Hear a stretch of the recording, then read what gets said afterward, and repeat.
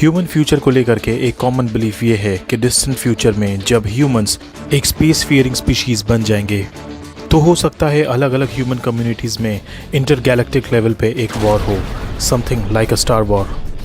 एक ऐसी वॉर जिससे ना सिर्फ अर्थ का बल्कि पूरे ह्यूमन स्पीशीज़ का एग्जिस्टेंस खतरे में आ जाए। और शायद ये वॉर ऐसी जाइगेंटिक स्केल की हो कि अर्थ के अलावा दूसरे प्लैनेट्स भी इसकी चपेट में आ जाए। ये वॉर शायद एक न्यूक्लियर वॉर की ही तरह हो, लेकिन ये सिर्फ एक प्लैनेट तक लिमिटेड ना हो, इसमें कई सारे प्लैनेट्स और शायद कई सारी गैलेक्सीज भी इन्वॉल्व हों। लेकिन एक कॉन्ट्ररी बिलीफ ये भी है कि ऐसी वॉर डिस्टेंट पास्ट में ऑलरेडी हो चुकी है। यानी हो सकता है कि डिस्टेंट पास्ट में highly advance extra terrestrial civilisations के बीच में एक ऐसी वॉर हुई हो और उस वॉर के जो सर्वाइवर्स हैं उन्हें ही अर्थ पे ला करके इवॉल्व करने के लिए छोड़ दिया गया हो, और वो ही आज ह्यूमंस हैं। सिंपल लैंग्वेज में हमें जो बताया जाता है कि डिस्टेंट फ्यूचर में जाके कोई स्टार वॉर्स जैसी फिनोमिनन होगी, वो डिस्टेंट पास्ट में ऑलरेडी हो चुकी हो और हम ही वो फ्यूचर हों।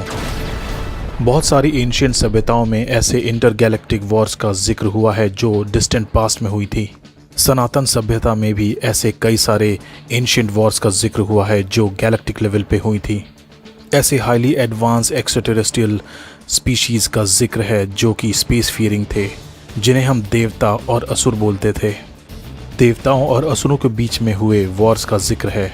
ऐसे वॉर्स में हाईली एडवांस न्यूक्लियर वेपन्स को यूज़ किया जाता था और ब्रह्मास्त्र जैसे न्यूक्लियर वेपन का डिटेल डिस्क्रिप्शन भी पाया जाता है। ब्रह्मास्त्र यानी ब्रह्म अस्त्र, ये ब्रह्मांड का सबसे बड़ा सबसे पावरफुल अस्त्र है।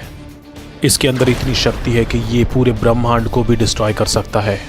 जब ब्रह्मा जी ने मास एनर्जी कन्वर्जन और ग्रेविटी जैसे फोर्सेस के कॉम्प्लेक्स इम्प्लीमेंटेशन से ये सृष्टि बनाई, तभी उन्होंने ऐसा अस्त्र भी बनाया जो इन्हीं प्रिंसिपल्स पे बेस्ड था और उसमें कई सृष्टियों को तबाह कर देने की शक्ति थी। अगर हम सनातन स्क्रिप्चर्स पे ध्यान दें तो महाभारत और रामायण जैसे ग्रंथों में अलग अलग पावर और कैपेसिटी के ब्रह्मास्त्रों का इस्तेमाल बताया गया है। सिर्फ ब्रह्मास्त्र ही नहीं, हमारे पुराणों में ऐसे बहुत सारे लीथल वेपन्स का डिस्क्रिप्शन है और ऐसे बहुत सारे एक्स्ट्राटेरेस्ट्रियल वॉर्स का भी डिस्क्रिप्शन है जो कि अलग अलग तरह के एक्स्ट्राटेरेस्ट्रियल स्पीशीज़ के बीच में हुए। ऐसा ही एक इंटरगैलेक्टिक युद्ध कार्तिकेय और तारकासुर के बीच में भी हुआ था। इस इंटरगैलेक्टिक वॉर का डिटेल डिस्क्रिप्शन शिव पुराण के रुद्र संहिता में दिया हुआ है और कार्तिकेय को कुज नाम के प्लैनेट का रूलर बताया गया है। एस्ट्रोलॉजी में कुज प्लैनेट मार्स को यानी मंगल ग्रह को बोलते हैं।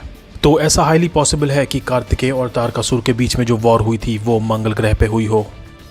वेस्टर्न साइंस ऑलरेडी ये जान चुकी है कि मार्स के पास डिस्टेंट पास्ट में अपना एक काफ़ी सस्टेनेबल एनवायरनमेंट था। ये एनवायरनमेंट आज बहुत थिन डाउन यानी बहुत पतला हो चुका है। एक थियरी है जो ये कहती है कि डिस्टेंट पास्ट में किसी बहुत बड़े नेचुरल डिज़ास्टर की वजह से मार्स ने अपना एटमॉस्फेयर ऑलमोस्ट लूज़ कर दिया और आज बहुत ही थिन डाउन एटमॉस्फेयर उसके पास बचा है। वहीं मार्स पे बने इस बड़े से निशान को आज तक हमारे साइंटिस्ट्स एक्सप्लेन नहीं कर पाए हैं। कुछ का मानना है कि ये मार्क वाटर फ्लो की वजह से बना है, बिल्कुल वैसे ही जैसे हमारे अर्थ पे ग्रैंड कैनियंस हैं। वहीं कुछ इसे एस्ट्रॉयड इम्पैक्ट या टेक्टोनिक प्लेट्स की मूवमेंट की वजह से बने हुए निशान मानते हैं। ये निशान इतना बड़ा है कि पूरा यूनाइटेड स्टेट्स इसमें समा सकता है। बहुत सारी और भी थियरीज इस निशान को एक्सप्लेन करने की कोशिश करती हैं, लेकिन आइए इस निशान को हम ध्यान से एग्जामिन करते हैं। ये इतना शार्प है और इतना स्ट्रेट कि ये पूरी तरह से अननेचुरल लगता है। इस मार्क को एग्जामिन करने पे ये साफ पता चलता है कि ये इम्पैक्ट से बना हुआ मार्क है, लेकिन जनरली एस्ट्रॉयड इम्पैक्ट से ऐसे मार्क्स नहीं बनते। क्या ऐसा हो सकता है कि ऐसा मार्क किसी एंशिएंट गैलेक्टिक न्यूक्लियर वॉर से बना हो? क्या ये किसी बहुत पावरफुल एंशिएंट वेपन का इम्पैक्ट मार्क है? ऐसा लगता है कि किसी प्लानिटरी लेवल की बहुत बड़ी सी चीज़ ने आकर इसे टक्कर दी हो और स्किड करके आगे चली गई हो। क्या किसी एंशिएंट गैलेक्टिक वॉर ने मार्स पे ऐसे निशान छोड़े और इसी वॉर की वजह से मार्स ने अपना एटमॉस्फेयर ऑलमोस्ट लूज़ कर दिया? क्या वो बचे हुए मार्शियन सर्वाइवर्स थे जो माइग्रेट होकर अर्थ तक आए अपनी स्पीशीज़ को आगे बढ़ाने के लिए? जिस फ्यूचर और जिन स्टार वॉर्स की बात हम करते हैं, कहीं हम ही वो फ्यूचर तो नहीं?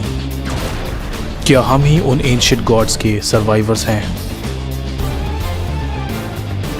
वेल, अगर आप एंशिएंट एस्ट्रोनॉट थ्योरी और एंशिएंट एलियंस में इंटरेस्ट रखते हैं तो स्क्रीन पे आ रही वीडियो जिसका थंबनेल आपके सामने है, open secrets of ancient aliens, ज़रूर देखें। ट्रुथ बियॉन्ड यूनिवर्स के साथ जुड़े रहिए और इस कंटेंट को ज़रूर शेयर करें। See you again guys, good bye.